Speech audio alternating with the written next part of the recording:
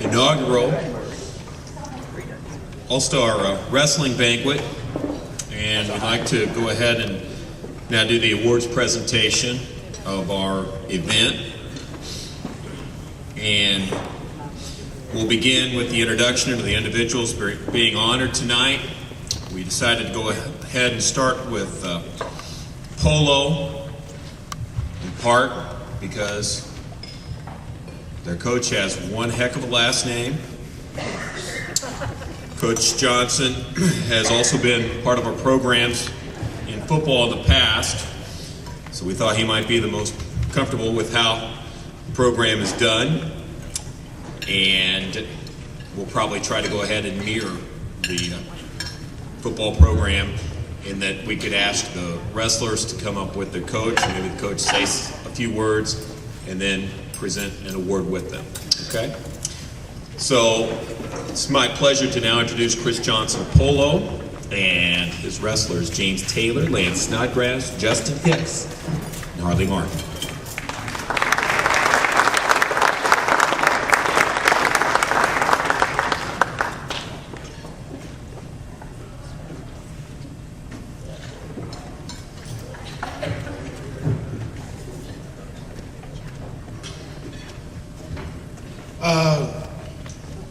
I don't know about following protocol, but we do appreciate KAAN Radio, including us in the far south. We left yesterday and to get here on time, but we are the furthest south. We appreciate that. We appreciate the Northwest Missouri State and letting us use their facilities. And Coach, I want to wish you good luck with your club team. It wasn't that long ago, I guess, but 1979, I was wrestling right out there on that floor.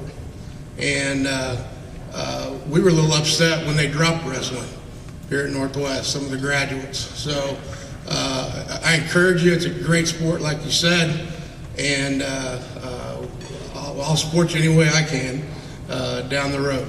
Second ironic thing that happened to me as a former Bearcat was the wrestlers and the track kids used to have to tear down for varsity or basketball games there at Northwest. And right here where I'm standing, there used to be a shelf up here.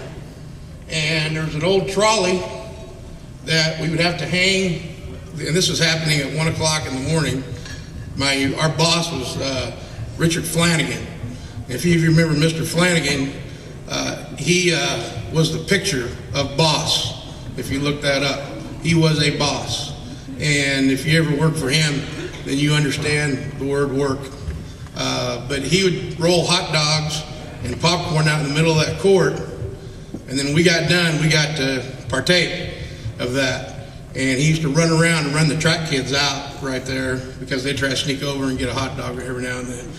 But the trolley story, get back to that. We were hanging up chairs up here, and a trolley spoke, went through my shoe and through my toe. And because I was a poor college kid, I didn't tell anybody. I had to earn that money, work study money, to survive. But I went home that night, and unfortunately I was married at that time.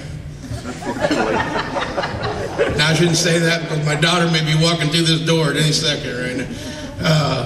But if you've ever seen the scene from The Godfather where the horse heads in the bed, that's what it was like the next morning.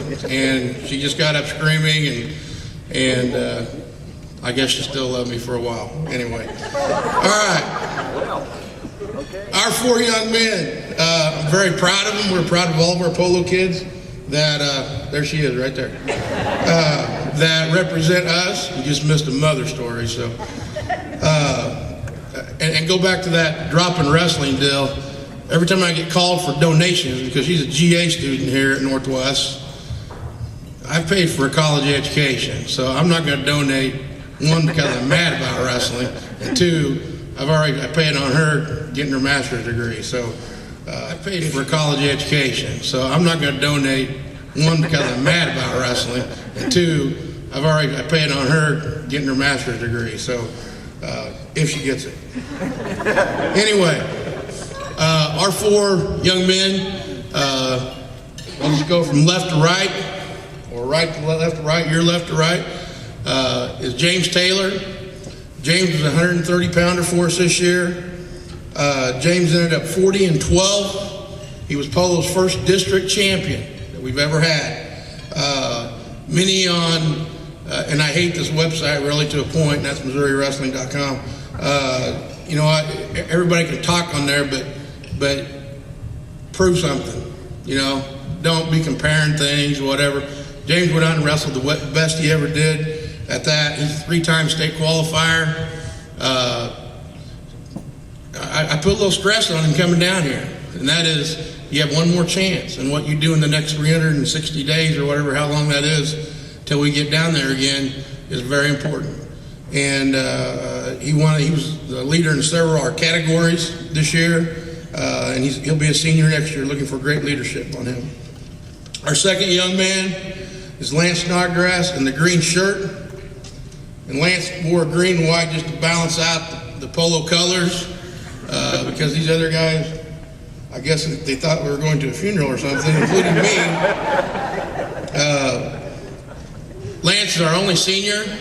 Did a great job of leading, and if you don't understand that in a small school with 119 kids, I know Coach Smithson realizes that, it's a fight every day. It's a battle every day, year-round, to keep a program afloat, to recruit, to maintain, and I was just hoping Lance would have a great winter season, and he did. At first, it didn't look like we were going to be that salty of a team based on numbers, and Lance had great leadership and kind of pulled us through that, and I think that we turned into something special by the end, and so we're going to miss that. Lance, I think we figured up was 97 and something prior to the end of the year, and Lance was a 2-time state qualifier for us. Our next two young men, Justin Hicks, 189-pounder, freshman. And I said this at the banquet, Justin's kind of the real deal. The state tournament is a big tournament. It's highest stress, high anxiety. Justin has been on that stage before. Not that one, but a lot of others. And I don't think his temperament, the first time I seen him really smile big was when he got an extra piece of cherry cheesecake back there a while ago. He doesn't change his emotions, and I like coaching kids like that. Just maintain, you know, there's a lot of talkers in the world, but we need more doers. Justin, we didn't have him till Christmas break. He was hurt. Didn't have him all football season. He came back from Christmas break, and I think if he'd wrestled all year, I really think he would have had a chance to win a state title, and actually ended up having a chance to win one anyway, defeating, he lost to the state champ in overtime. And so if he just does what he is capable of doing and does it again, he's going to be hard-pressed to lose a match. I'll just flat out put that on his shoulders, okay, from here on out for the next 3 years. Now, having said that, wrestlers usually come in pairs. Some of you that are old wrestlers will know that. And his partner right here is Harley Martin.